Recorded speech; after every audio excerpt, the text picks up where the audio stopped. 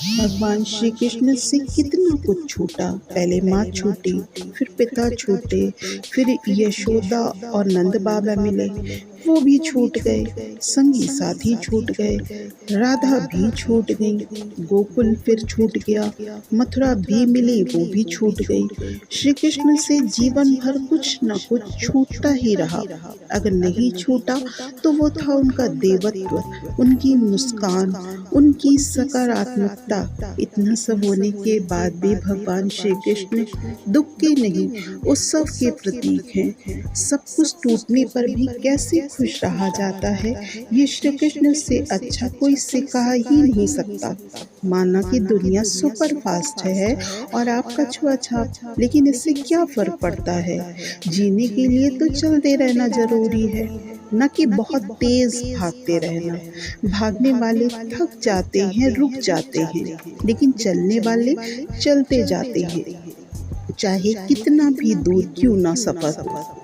चिंता से चतुराई घटे, घटे रूप और ज्ञान। चिंता बड़ी अभागिनी, चिंता चिता समान। तुलसी भरोसे राम के, निर्भय होके सोए। अनहोनी होनी नहीं, होनी हो सो जो होए। किसी की सहायता करके ये मत सोचिए कि वो भविष्य में काम आएगा। आप सहायता करिए, भूल जाइए, क्योंकि ये आशा का भाव ही भविष्य में दुख का कारण बनता है। आप जो भी कर रहे हैं उसे परमात्मा देख रहा है, और दूसरे जो कर रहे हैं उसे भी परमात्मा देख रहा है। न किसी को जताइए, न किसी को बताइए, बस इतना विश्वास रखिए, जब ईश्वर ने उसकी सहायता के लिए आपको भेजा है, तो निश्चित ही जब आपको सहायता की जरूरत होगी तो ईश्वर किसी न किसी को जरूर भेजेंगे। काबू में रखिए प्रार्थना के समय अपने दिल को, काबू में रखिए खाना खाते समय अपने पेट को, काबू में रखिए किसी के घर जाइए तो अपनी आँखों को, काबू में रखिए जब महफिल में जाइए तो अपनी जुबान को, काबू में रखिए पराया धन देखकर अपने लालच को। भूल जाइए अपनी नेकियों को, भूल जाइए दूसरे की गलतियों को, भूल जाइए अतीत के कड़वे संस्मरणों को। छोड़ दीजिए दूसरों को नीचा गिराना, छोड़ दीजिए दूसरों के धन की झाड़ रखना, छोड़ दीजिए दूसरों की चुगली करना, दूसरों की सफलताओं से दुखी होना, और फिर देखिए जीवन कितना आनंदमय हो जाता है।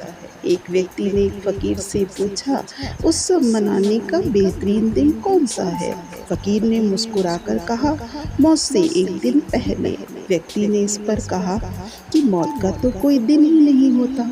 फकीर हंसता हुआ बोला, तो जिंदगी का हर दिन आखिरी समझो। दूध को दुखी करो तो दही बनता है, दही को सताने पर मक्खन बनता है, मक्खन को सताने पर घी बनता है। दूध से महंगा दही, दही से महंगा मक्खन, और मक्खन से महंगा घी है, किंतु इन चारों का रंग एक ही है, सफेद। इसका अर्थ ये हुआ कि बार बार दुख और संकट आने पर भी जो अपना रंग नहीं बदलता, समाज में उसका मूल्य बढ़ जाता है। दिल टूटने पर भी हंसना शायद जिंदा दिली इसी को कहते हैं। ठोकर लगने पर भी मंजिल तक आगे बढ़ना शायद तलाश इसी को कहते हैं।